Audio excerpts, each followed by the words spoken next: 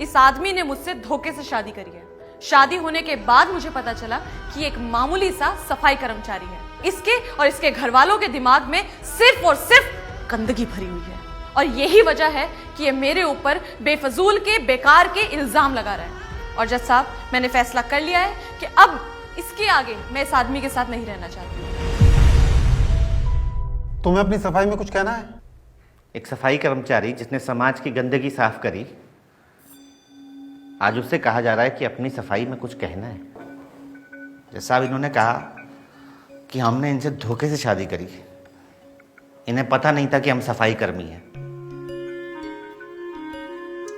क्या ये बात इन्हें इतने बड़े पद में नौकरी लगने के बाद, हमसे 2 बच्चे होने के बाद पता लगी? इन्होंने हमें, हमारे माँ बाप को भला बुरा कहा, हम बर्दाश्त कर गए, पर आज ये हमें हमारे बच्चों से तक मिलने नहीं दे रही है। हम मानते हैं कि आदमी भी गलत होते हैं, बहुत आदमी गलत होते हैं। क्या हमेशा गलत होते हैं? हम ये भी मानते हैं कि औरत को ही आदमी की तरह जीने का अधिकार है, आजादी का अधिकार है। पर शादी के इतने साल बाद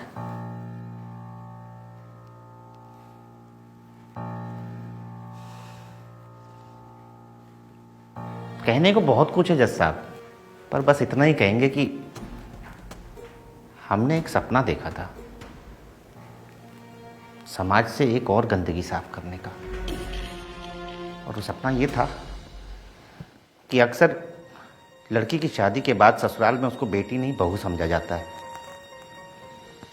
बहू जिसका काम होता है चूल्हा चौका करना, सास ससुर की देखभाल करना, पति की देखभाल करना, बच्चों की देखभाल करना। हमने उससे कहीं आगे आकर अपनी पत्नी को पढ़ाना चुना। इसमें हमारा लालच था हमारा लालच। और लालच ये था कि हम चाहते थे कि अगर हमारे बच्चों की माँ पढ़ी लिखी होगी तो हमारे बच्चों का भविष्य और उज्जवल होगा, हमारे साथ समाज में कंधे से कंधा मिलाकर चलेगी। पर हम भूल गए साहब, एक बड़ा अधिकारी सफाई कर्मी के साथ कंधे से कंधा मिलाकर नहीं चलता। जज साहब, हमारे साथ बुरा हो रहा है, अच्छा हो रहा है, ये हम नहीं जानते, लेकिन हम इतना जानते हैं कि हमारे देश में बहुत सारी पत्नियों के साथ बुरा होने वाला है। अगर आज इसमें कुछ सोचा नहीं गया ना, तो कल पति अपनी पत्नियों को आगे पढ़ाने के लिए सोचेंगे जज साहब।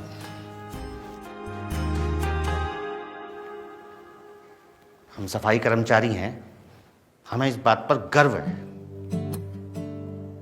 ये भूल गई कि इनकी आगे की पढ़ाई का पैसा वही सफाई कर्मचारी के पैसों से आया था। वो फीस उसी तनख्वाह में से भरी गई थी।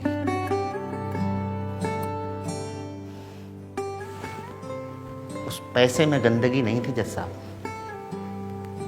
इनके दिल में मैल था। और हम पूरा शहर साफ करते रहे, मगर इनके दिल का मैल साफ नहीं कर पाए।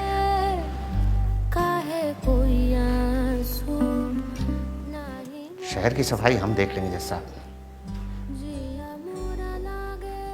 दिलों के इस मैल की सफाई आपको करनी होगी, वरना बहुत सारी औरतें अपने अधिकार से वंचित हो जाएंगी जज साहब। काहे कोई आंसू नहीं बरसे, काहे कोई आंसू नहीं बरसे।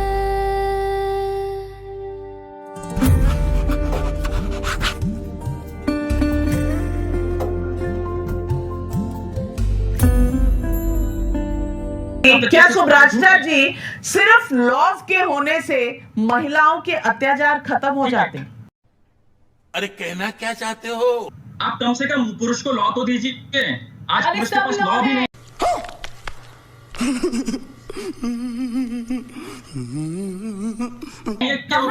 नाविका जी न तो लॉस के होने से एक बार में बेटा उसके ऊपर डाउरी का केस हो जाता है मैडम। तो क्या करें भैया? गजब टूबीबाज आदमी। आज के दिन में हम जो बोल रहे हैं कि कोर्ट्स को ताला लगा दे, इतना सब कुछ सोशल मीडिया में एक्सपोज होने के बावजूद आलोक मौर्य को 1% भी कुछ भी एडवांटेज नहीं होगा, बिकॉज जब शाबाश बेटा, बहुत बढ़िया। ये जो एडल्ट्री का उसका केस है, अगर वो कोर्ट में जाएगा डिवोर्स के लिए, उसको डिवोर्स भी नहीं मिलेगा। सही पकड़े हैं। शुभराशा जी बहुत से सवाल।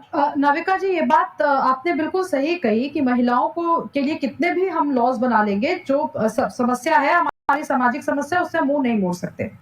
वाह क्या एक्टिंग कर रहा है। लेकिन बात यहाँ पर एक और उठ रही है जिसमें मैं जवाब जरूर देना चाहूंगी। ये बार बार कहा जा रहा है कि बेचारे उस पुरुष ने अपनी पत्नी को इतना पढ़ाया। मैं पूछना चाहती हूँ कि जिस समय जब बात इतनी ट्रांजैक्शनल हो रही है कि उन्होंने पढ़ाया, इसीलिए पेबैक के तौर पर वो उस महिला को कंटिन्यू करना चाहिए था ताउम्र उस व्यक्ति के साथ। मैं पूछना चाहती हूँ कि जब क्या पढ़ाया था तो कोई करार साइन करवाया था? तुम्हें शर्म है? कुछ शर्म आया है? अगर नहीं करवाया तो आज हम इस डिबेट को इतना कट टू कट ट्रांजैक्शनल क्यों देख रहे हैं? क्योंकि लॉ ने इसको ट्रांजैक्शनल बनाया हुआ है। मैंने सम्मान आपकी बात सुनी, आप एक बार मेरी बात भी सुन लीजिए। अमित जी आपके काम का मैं सम्मान करती हूँ, आपने केसेस जेन्युइन लड़े हैं, मैं इसका भी सम्मान करती हूँ। अच्छा, हमको सिखा रिया है। लेकिन आपके केस के आधार पे ये पूरे दुनिया की सच्चाई यही है, ऐसा नहीं है।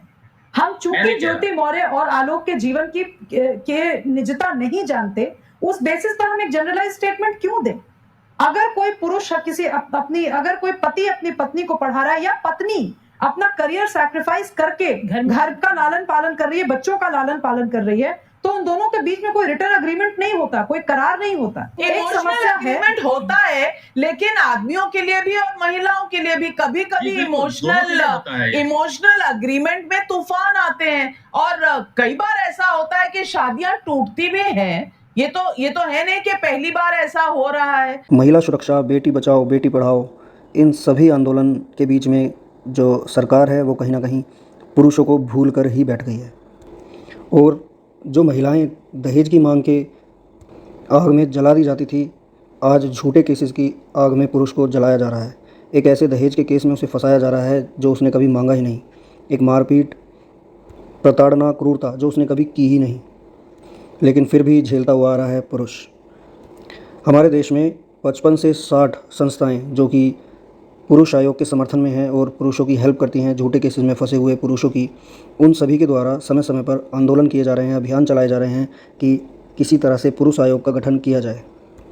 महिलाओं के लिए तो कानून बना दिए, महिला आयोग, महिला हेल्पलाइन, महिला थाने, 55 से भी ज़्यादा कानून महिलाओं के हित में हैं, लेकिन एक भी कानून ऐसा नहीं है जो इन कानूनों के दुरुपयोग से पुरुष को बचाता हो, या फिर जो पुरुष के साथ हिंसा की जा रही है उससे उसको बचाने की कहीं भी बात करता हो। देश में दुर्घटनावश मौतों के संबंध में 2021 में प्रकाशित राष्ट्रीय अपराध रिकॉर्ड ब्यूरो के आंकड़ों का अगर हवाला दिया जाए तो उसमें यह उल्लेख किया गया है कि उस वर्ष देश भर में 1,64,033 लोगों ने आत्महत्या की, और इन आत्महत्या करने वाले लोगों में जो विवाहित पुरुष थे उनकी संख्या 81,063 थी, जबकि जो विवाहित महिलाएं थी वो 28,680 ही थी।